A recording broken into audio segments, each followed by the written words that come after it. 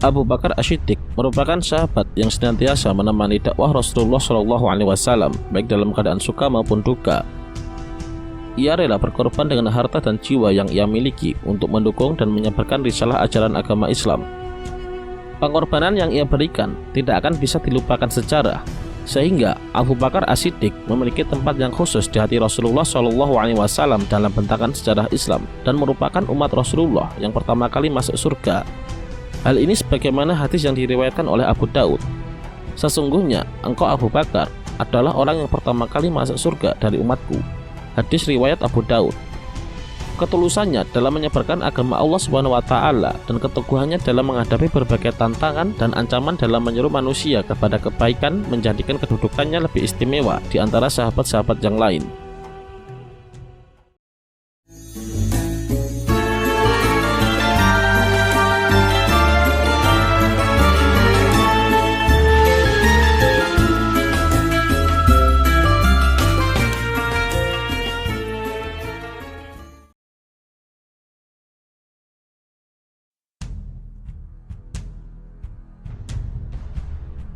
Nama lengkap Abu Bakar adalah Abdullah bin Utsman bin Amir bin Amru bin Ka'ab bin Sa'ad bin Tayyim bin Murrah bin Ka'ab bin Lu'ay bin Ghalib bin Fihr bin Malik al-Qurashi al-Taimi. Jika diperhatikan garis keturunan Abu Bakar As-Siddiq, maka bertemu dengan garis keturunan Rasulullah SAW pada Murrah bin Ka'ab.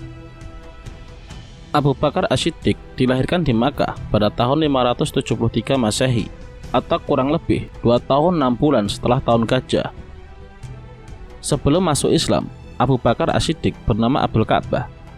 Ketika ia masuk Islam, Rasulullah SAW mengganti namanya dengan Abdullah. Kemudian, nama ini lebih dikenal dalam berbagai periwayatan oleh ulama Ahlus Sunnah sebagai nama Abu Bakar As-Siddiq.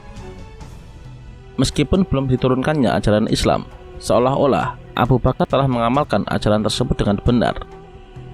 Ia sangat terhindar dari kejelekan akhlak bangsa Quraisy yang jahiliyah dari segi kepercayaan dan peradaban, sehingga ketika risalah ajaran agama Islam datang, dengan mudah ia menerimanya, sehingga beliau termasuk dari golongan as-sabiqunal awwalun, yaitu orang-orang yang paling awal masuk Islam. Setelah masuk Islam, Abu Bakar As-Siddiq senantiasa menemani Rasulullah SAW dalam setiap dakwahnya.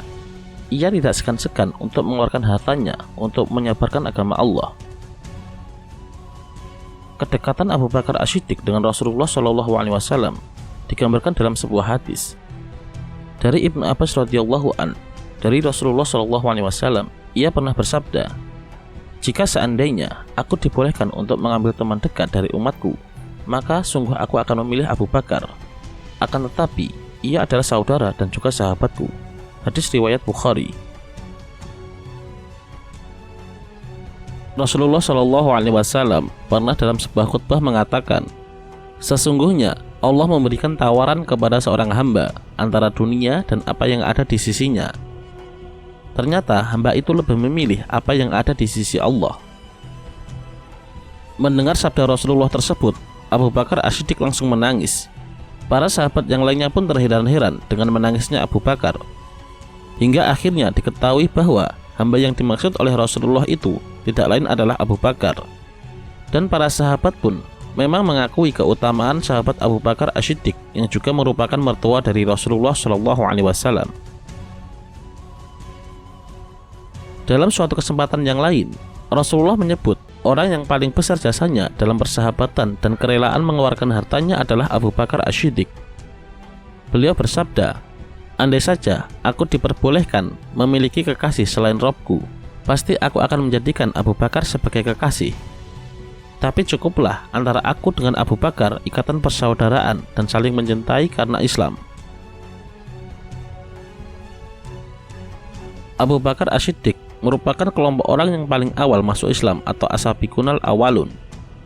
Selain loyalitasnya yang sangat tinggi terhadap Rasulullah, beliau juga dikenal sebagai sosok yang amat zuhud dan mempunyai keistimewaan lebih dari para sahabat yang lain.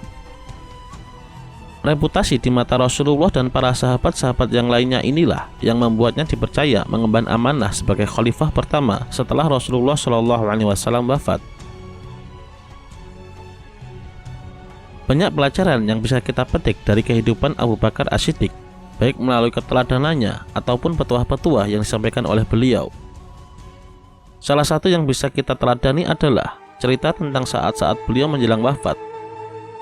Sebagaimana ditulis dalam kitab Anisul Mukminin karya Syafuk Al-Mukhtar, suatu kali Sayyidah Aisyah, putri beliau yang juga merupakan istri Rasulullah, datang kepada Abu Bakar yang kala itu sedang sakit. Sayyidah Aisyah menanyakan tentang kondisi kesehatan ayahnya. Setelah mendapat keterangan dari ayahnya, yakni Abu Bakar, bahwa sakitnya sudah cukup parah dan dirinya akan segera wafat, Sayyidah Aisyah menanyakan kepada ayahnya tentang kain kafan yang diinginkan oleh ayahnya jika beliau wafat. Ternyata Abu Bakar meminta kepada anaknya sekaligus sebagai wasiat bahwa beliau ingin dikafani dengan baju yang biasa dipakainya ketika saat menjadi makmum sholat bersama Rasulullah. Padahal baju tersebut sudah amat usang. Sayyidah Aisyah kemudian menawarkan kepada ayahnya untuk membalikan kain kafan yang baru. Namun Abu Bakar menolaknya dan berkata bahwa orang hidup lebih berhak atas sesuatu yang baru ketimbang orang yang mati.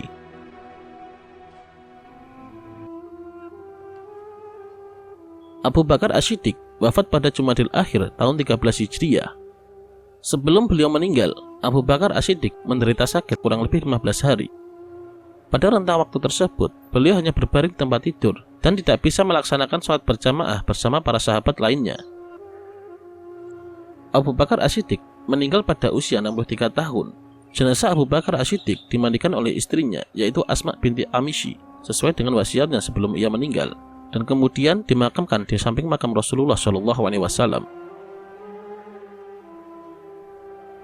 Dialog Sayyidah Aisyah dan Abu Bakar As-Siddiq merupakan bukti kematangan psikologi mereka dalam menyikapi fenomena kematian. Kematian bukanlah hal yang menyeramkan, dan kematian pasti akan terjadi sebagai jembatan untuk berjumpa seorang hamba dengan Robnya, lalu mempertanggungjawabkan apa yang manusia perbuat selama di dunia. Pilihan Abu Bakar agar dikafani menggunakan baju lusuh yang biasa dikenakan saat sholat berjamaah dengan Rasulullah mengesankan setidaknya dua hal. Pertama, merupakan bukti kecintaan beliau yang sangat mendalam terhadap Rasulullah.